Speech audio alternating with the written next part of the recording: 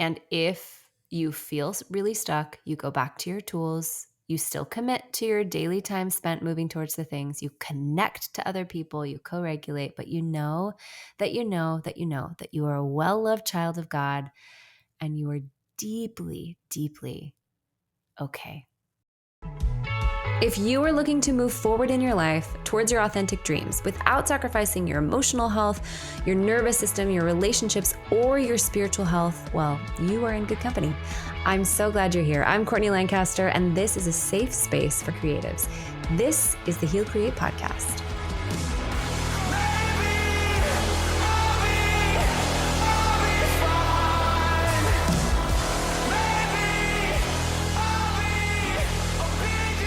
Welcome, guys.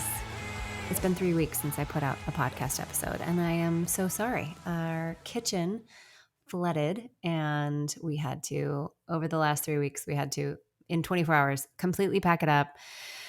And they have to remediate all of the affected areas. So actually, they're ending up completely demoing and reconstructing our entire downstairs. So you can imagine it's quite the life disruption. And it's funny because there are a lot of things going on right now, and with family members and with different things. And I have thought so many times, if it wasn't for the work that I've done and the tools that I have, I would be like, just like, oh my God.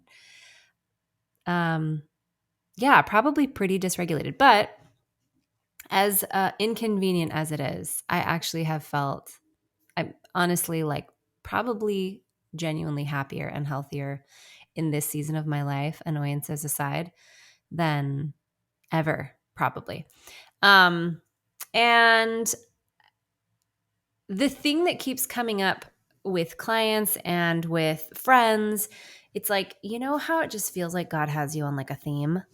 Well, the theme that I feel like I've been thinking about and studying myself for probably since last summer was this idea of moving forward in your life without dishonoring your nervous system or, younger parts of you, but from a place of leadership. And so I think I ended up titling this episode like taking aligned action without blowing out your nervous system, because that's exactly what I want to help you guys do. And my personal experience with this is that, if you know how the nervous system works, you know that the nervous system can put you in one of three states. You will be in your safe and social state, you'll be in your fight or flight state, or you'll be in your dorsal vagal shutdown state. Feels like freeze or depression. That is the absolute most simple explanation of that. If you want a deeper explanation, I have other episodes, or you can go listen to Sarah Baldwin's podcast from the beginning, and she really dives into this. But basically, you can be in one of three states. So your body wants to be in safe and social. It wants to be regulated. It wants to feel connected and, safe to move forward. And when we have a lot of unprocessed emotions pile up in it's called your allostatic load, technically, pile up, then what can happen for a lot of us, and what certainly happened for me, was my attempts to move forward became way more dramatic and took way more energy over time, until I finally completely crashed. And crashed into a long season of dissociation and depression. And if you've listened to this podcast at all, you know that I've talked about this at length, and I always feel like I'm repeating myself, but I do feel like it bears repeating. If that is you, you need to know I do not struggle with depression or dissociation or anxiety.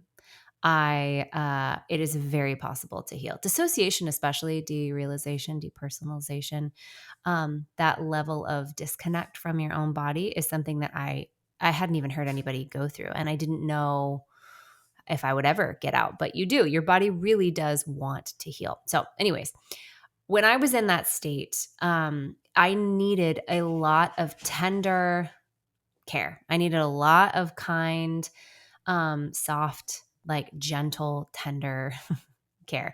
Enter into my life two of the most gentle and loving and safe people ever. I had two coaches that back to back over the course of about 5 years were just this absolute resting place for me. And they educated me on what was going on, which is, I think is important for anybody that's healing. They also just provided a lot of space for me to not have to be anything. I didn't have to be, um, a singer or a songwriter, or obviously there were things that I continued to do in my own life, but I wasn't in a relationship with them or supported by them because of anything that I could do. I just was able to show them the most scared and vulnerable parts of me, and they just had nothing but kindness and tenderness for me. And it's something that if you're in that phase of your healing journey, and like your capacity is you have absolutely zero capacity. You don't feel like you can do a lot besides focus on your own healing journey and just get a lot of like encouragement and soft, tender support. That would be under the, trauma therapy or trauma coaching umbrella. And there's a season for that when you need to be kind of kid gloved, you kind of need to be babied. And because in a lot of ways, and for myself, I was reconstructing parts of my childhood.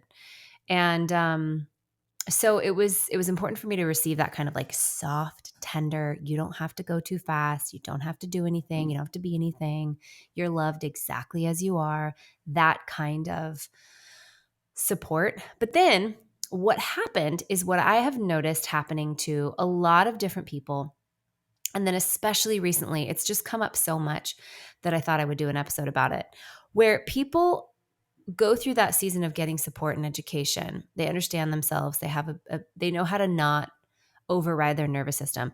But what happens is that a lot of times they won't want to take any action that dysregulates them because they have been taught that like regulation is the highest value. You need to stay in regulation no matter what, which is so detrimental. It's such a misinformed way to see your journey as a human. It is actually not healthy to always stay in regulation, because the brave things that you're called to do will be technically little signals of threat to your body. And so the name of the game is the tools and the support that you have around the dysregulation that you're willing to face in pursuit of your goals and of your dreams and of the life that you want to build in a tolerable way. So there is, the inaction of avoidance. And that is something that I think is well intentioned by a lot of people who are like, I want to do this thing, but I just feel like my inner child or my young parts of me feel really scared to do, or I want to do this thing, but then I get really anxious. So I'm not going to do it. And so we end up avoiding the hard things that lead us to the thing that we ultimately want. And that's the opposite of the goal of nervous system work. The nervous system work is ultimately to give you what's called a flexible nervous system, where you can get dysregulated and then come back into regulation. You know how to help guide yourself back there. Survival driven action is the opposite, right? And that's what I did for a long time. That burned me out. That burned a lot of people out. I was at the core of who I am, you guys, terrified of not becoming relevant. I felt so lonely as a kid. I felt so unseen, that I was doing a lot to override the fear that I had around being seen and being on stage and doing hard things, because that driving force of like, if I don't do these hard things, I'm going to be no one. I'm going to be a nobody. And so that would be survival driven action, because even though you're not trying to survive, let's say, a predator, the thought that you might be no one or that you might be irrelevant is actually technically, to your biology, a survival threat, because to be no one is to be outside of the tribe. And if you're outside of the tribe, well, that's when you're in your most dangerous, vulnerable position as far as like your biology thinks, because being alone means you're susceptible to being eaten. by prey. If you're in a big pack, however, and if you belong, especially if you have status in the pack, this is, again, biologically speaking, then you're safe, then you're loved. So it's really important it was for me really important in that early trauma work that I did to establish my innate lovability, my innate worth as a well-loved child of God. You guys know that I'm all about that. It was essential. It was essential just to go to the youngest parts of me and let them experience what unconditional love was, so that I could like unhook my survival from the pursuits that I had in my life, so I could unhook survival from my dreams. So what we want to do is ultimately we want to try and take regulated, aligned action. And that is something that I think people misunderstand what it actually is. We want gentle momentum moving forward, but you're not going to get to a point where the places you want to go won't scare you a little bit, because the places you want to go almost 99% of the time are places you've never been. And you don't actually know what they'll feel like. You don't know what it'll be like, even though you have hopes and dreams and inspiration. And I would even say you probably have a calling for these places and these things you want to do with your life. Your nervous system doesn't know the difference between different and unknown and dangerous. So when we're moving forward, we want to anticipate dysregulation. My coach right now, Ruby, who has been helping me with understanding the Fox method certification, which is her modality for mental and emotional and nervous system health for performers. She says, dare to dysregulate. Dare to dysregulate. And that means when you get to a point when you have some self-trust and you have tools, then you're going to want to start flexing your muscles of moving forward. So the 3 tools to take action without overloading yourself would be, number 1, small, doable steps. And when I say small, doable steps, I mean, I want you to take them every day. And that doesn't mean, that actually probably means they need to be even smaller than you think. So something that I've learned, I want to do an entirely different podcast episode about this, but something that I've learned is that when you have a creative dream, perhaps, or any kind of dream, you want to write a book, you want to, even if you want to like prepare for a partnership someday, you want a healthy family, you want kids, or you want to make an album or run a marathon or whatever. Every single day, you are going to want to time block in something that will help you move towards that goal. So if you are a songwriter, you want to time block in like 20 minutes even every day. And you're not going to feel like doing that like 90% of the time. But if you only wait for inspiration to strike when it comes to your creativity, you'll be waiting forever, especially if you have avoidant tendencies. So if you are a creative and a songwriter, you want to block that into your day. Some people think like, oh, I want to be a singer-songwriter, so I have to quit my job and move to Los Angeles and blah, blah, blah. And like, I actually do know a couple of people who have done that. But for the most part, what you want to do in the meantime is not completely disrupt your entire life, because that is a major, that's like way too much for a lot of our capacity. What you want to do is you want to just establish yourself as a creative by daily practicing the thing that you want to learn about. Like I said, if it was a family, then you'd want to be like daily taking, 15, 20 minutes and reading books about parenting, or you would want to daily journal out, I'm thinking like if you wanted to prepare yourself for being in partnership, you would want to probably there's actually a lot of things you could do around that. Journaling out things like what younger parts of you think, and like doing some young inner child work in the meantime. Or you would want to be like just spending 15 minutes a day writing if you want to write a book. Whatever it is, you want to take those small actionable steps in a consistent way, committing to yourself the smallness of it. And probably because if you are here and you are a creative, our big artist vision is going to feel disappointed by how small these steps are. But the truth is, you don't climb a mountain by like jumping halfway up it. You climb a mountain one step at a time. And so these are the steps that are going to get you up that mountain. The second tool to take action without overloading yourself is co-regulation and support. This is so essential. I want you to build out your network of people that know that you are moving towards a hard thing. Even if it's by, just a couple people that you can call and you can tell that this is what you're doing, so that they can check in, so that they can hold you accountable, so that they can celebrate your wins with you. And support. So that's my dog scratching. And support. Getting support is essential. If you have a mentor, somebody that has been where you've been and done what you've done, and you can hire them or meet with them, even somebody who's just slightly older, who's just a couple steps ahead of you, that's essential. Nobody's out there going rogue. No powerful person that you know does not have support. Support is absolutely essential for you building the things that you want to build, whatever they are. Even if it's just, you want to heal this like social anxiety, or like whatever goal that you have, you need to know that it's doable, and you need to know that you will probably need support along the way.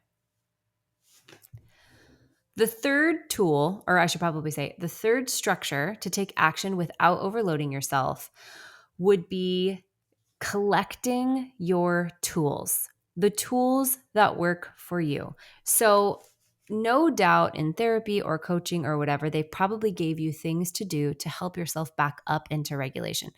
This is essential.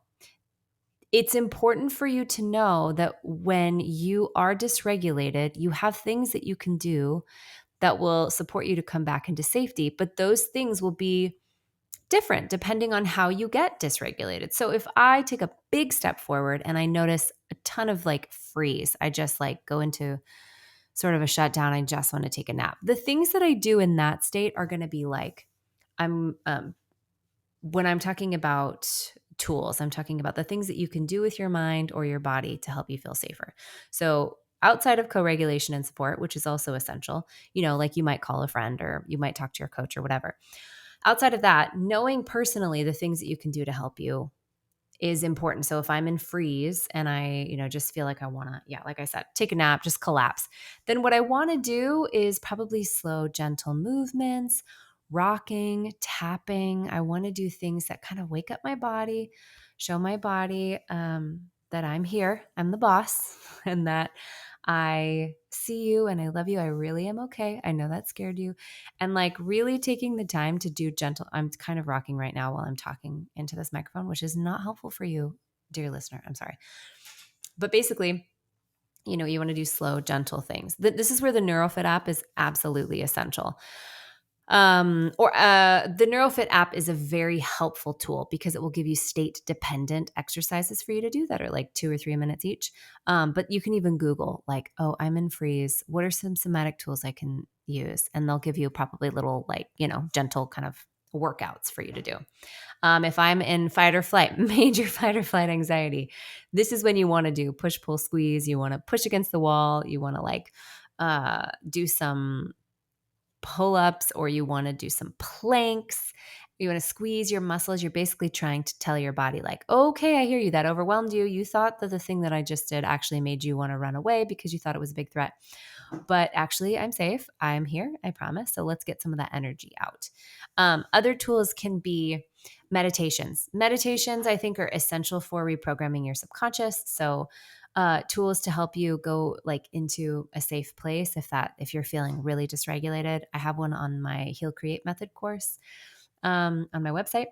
I mean, I have a lot on that course, but there are a lot of different ones too. To Be Magnetic has some amazing meditations. Jenna Rai Mersma, she was a guest on my podcast in my previous season, and she has a website with free internal family systems.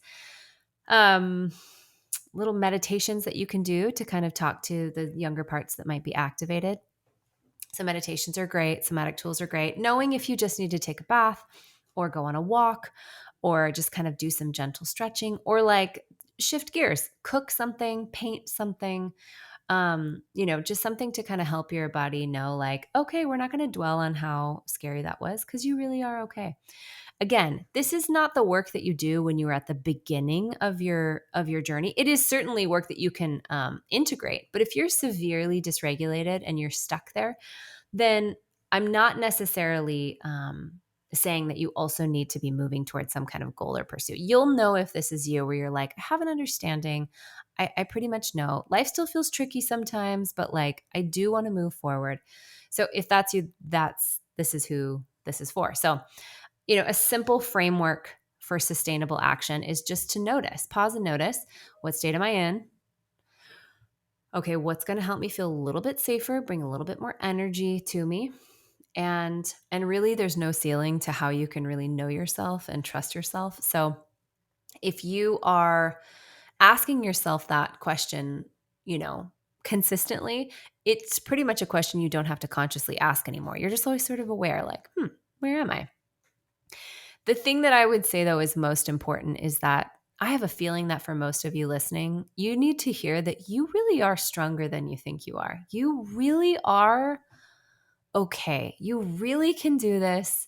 This thing that you've been dreaming about, you don't have songs flying through your head because for any other reason than you are a songwriter. You're not having imaginary conversations about the podcast that you are imagining for any other reason other than like you probably have a dream of having a podcast. You don't have, visions and dreams at night of you having a book for no reason. Like all of these, or having a family or having kids. Like you're not just making stuff up. I deeply believe inspiration is the most important way, the most beautiful way that God speaks to us, and the way that we probably neglect most often. So you need to know that this is there for a reason and you can do it. You absolutely can do it. You're here to do it. You have so much time. I swear. I just saw like a 56-year-old meeting with Gary Vaynerchuk, and she was like, my kids were out of the house. I have all this free time. I have these dreams, but I don't know what to do. Like, what would you say? He was like, I would say that you need to realize that 57 is a freaking long time. Like you still have a long time. Like do the things that sound fun, document everything, which I kind of love that advice just for anyone. Do the things that you love, document it as you go. And like things will make sense as you go, but like you don't have to make big things happen immediately. Like you have tons of time. And he said that to a 57-year-old. I'm like, how much more for you? Honestly, I'll bet you're probably thinking that in one way or another, that you just are running out of time or that you're behind. And that is actually a very clever way for your nervous system to keep you stuck. And it's not true. It's not true at all. Like you I wrote a song called Slow Down Child. You're going to be here for a while, because that was one of the ways that I felt for a long time. But once you start going and you start doing the daily thing, the daily focus on the big thing that you want to do, you take those daily steps, you do get some gentle momentum, and you do start to recognize like, oh, I actually am okay. And that leads me to my closing point, which is don't be afraid to dysregulate. Do not be afraid to feel dysregulated. There's actually no state that's better than any other state. There's not any, being regulated is not better than being depressed. Being depressed is not more shameful than being anxious. Like it's all the human experience. How ridiculous that we have come to believe through this healing growth spurt that we're all in this day and age, that it's like better to be happy all the time. Honestly, I feel like the reason why I genuinely do feel happy, so much happier than I ever thought I would be just in my general life, is because I am not afraid of pain. I am not afraid to be dysregulated. It's not comfortable. It's not like I'm like, yes, let's do it. But I mean, honestly, there is kind of a part of me that's like, oh, sweet. Okay, a trigger. There's another layer for me to let go of, which is there's just more freedom and more freedom and more freedom. So, um, you can really handle the dysregulation that comes from pursuing your dreams. You can. And if you feel really stuck, you go back to your tools. You still commit to your daily time spent moving towards the things. You connect to other people. You co-regulate, but you know that you know that you know that you are a well-loved child of God and you are deeply, deeply okay. So that's what I got for you guys. I had all these plans for this podcast. I actually have a few guests lined up and I'm really excited to share them with you, but my house flooded. So what are you going to do? We'll get to it though. It'll be forthcoming. So I love you guys so much. If you need anything, just reach out to me. Thank you so much for listening and I'll talk to you soon. Bye.